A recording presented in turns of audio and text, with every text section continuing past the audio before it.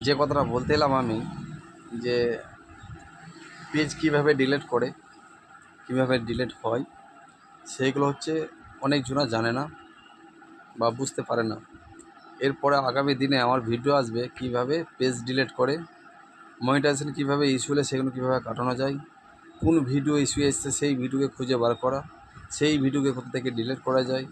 তোমাদের হচ্ছে যেগুলো তোমার হচ্ছে কোনো লাইভে গেলে লাইভ থেকে যেটা তোমার হচ্ছে টাইম লাইনে যেগুলো আমরা শেয়ার করে রাখি, ভবিষ্যতে যেগুলো আমরা ডিলিট করে দিই, সেইগুলো যে কোথাও আবার জমা হয়, সেইগুলো না ডিলিট করলে কি ক্ষতি হয় বা পরে আবার ইস্যু আসতে পারে নাকি, তার জন্যে আগামী দিন থেকে ওইসব নিয়ে আলোচনা হবে বা ওইসবে তোমার হচ্ছে ভিডিও আসবে। আমি এইটাই জানালাম।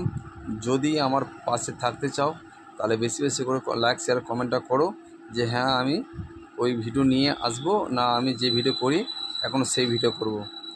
রাখলাম।